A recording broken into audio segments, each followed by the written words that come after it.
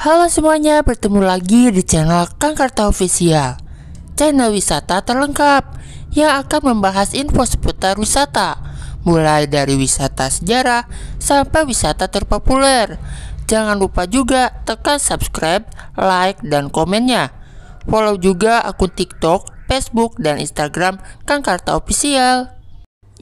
Akhirnya kita bertemu lagi di channel ini. Sekarang Akang lagi ada di Museum Prangko. Mohon maaf ya bila videonya agak miring. Ketika Prangko belum ada, biaya pengiriman surat ditanggung oleh si penerima. Kemudian cara ini dihentikan karena orang yang dikirimi surat menolak untuk membayar. Dari situlah muncullah Prangko pertama yang bernama The Penny Black, bergambar wajah Ratu Victoria. Prangko ini dibuat oleh seorang pekerja dinas perpajakan Inggris bernama Lord Rowland Hill yang terbit perdana pada tahun 1840 di Inggris. Foto Prangko The Penny Black ini dapat dijumpai di Museum Prangko Indonesia bersama dengan beribu koleksi prangko lainnya, serta diorama yang menceritakan tentang aktivitas perjalanan, penerbitan, dan pencetakan prangko.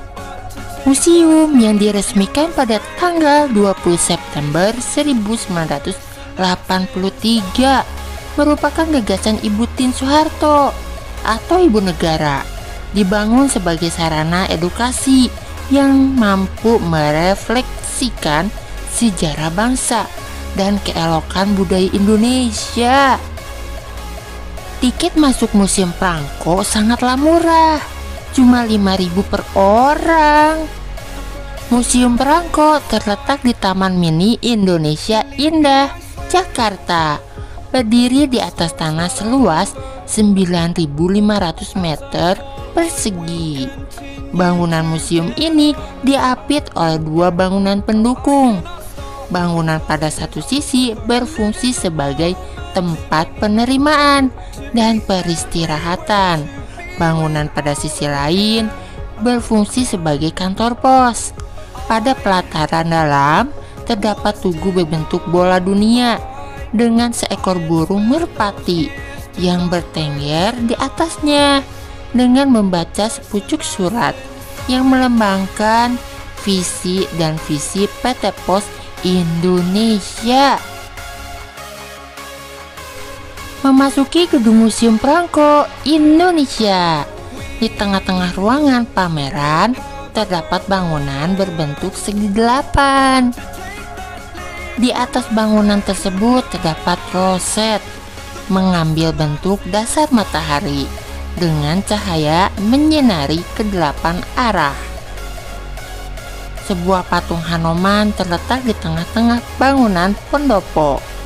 Dalam pewayangan, Hanoman sebagai duta Dharma, pembawa berita yang misinya sama seperti dengan Pos Indonesia. Sekarang kita memasuki ruang penyajian 4. Prangko berdasarkan periode penerbitan, menampilkan keindahan koleksi Prangko periode 1950 sampai saat ini, seperti seri Konferensi Asia Afrika, seri Dekrit Presiden, seri Satelit Palapa, dan lain-lain. Di ruang penyajian 5 yaitu koleksi prangko tematik. Dalam ruang penyajian ini terdapat koleksi prangko dengan tema menarik, menampilkan masalah sosial budaya, peristiwa, flora fauna, lingkungan hidup, dan kemanusiaan. Geser lagi yuk ke ruangan selanjutnya, yaitu ruang penyajian 6, koleksi prangko tematik 2. Dalam ruang penyajian ini terdapat diorama yang menggambarkan kegiatan pramuka di alam bebas. Di Disajikan pula beberapa koleksi perangko dengan tema olahraga dan kepramukaan.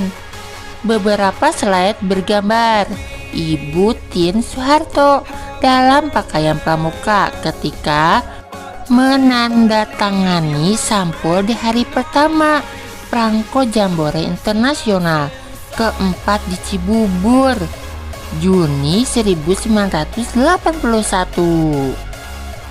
Ruangan selanjutnya, ruangan penyajian 7. Filateli menampilkan diorama kegiatan filateli. Kegiatan filateli ini merupakan salah satu kegiatan positif yang bersifat universal dan memiliki manfaat seperti menanamkan sikap positif berupa ketekunan, kecermatan, ketelitian, kreativitas, dan disiplin. Kegiatan tukar menukar perangko membangun sikap kejujuran, saling pengertian, bertanggung jawab yang baik. Lalu menjalin persaudaraan, persahabatan sekaligus untuk meningkatkan kemampuan berbahasa asing, meningkatkan kemampuan dan pengetahuan karena dapat mempelajari berbagai aspek dari perangko yang diketahuinya. Museum Perangko Indonesia tampaknya menjadi semacam tempat bernostalgia bagi generasi yang di masa remajanya belum mengenal SMS, email, dan medsos lainnya. Perangko tidak boleh mati karena bisa menjadi prasasti yang bercerita kepada publik berpuluh generasi kemudian tentang banyak hal yang tak bisa dilakukan oleh email, SMS, dan komunikasi modern sejenisnya. Meskipun pemakaian perangko telah banyak tergantikan oleh SMS, email, WhatsApp, dan medsos, namun beberapa tahun lalu PT Pos Indonesia masih mencetak 3 juta perangko setiap tahunnya. Biasanya dibeli oleh para kolektor dan penggemar filateli yang masih membeli dan menggunakan perangko untuk bertukar koleksi dengan teman mereka di dalam maupun di luar negeri. Salah satu perangko termahal di dunia misalnya adalah perangko Hindia Belanda pertama bertahun 1864 berstempel Ngawi, Jawa Timur dengan nominal 10 sen yang konon dihargai hingga 20 miliar. Wah gila, mahal banget itu. Ruangan selanjutnya yang akan kunjungi ini yaitu ruang perpustakaan. Letaknya ada di atas ya, naik tangga. Nah ini dia tempatnya. Selain membaca buku, di atas sini juga bisa melihat pemandangan hamparan perangko yang ada di bawah. Keren banget kan? Inilah titik terakhir perjalanan kita di Museum Perangko.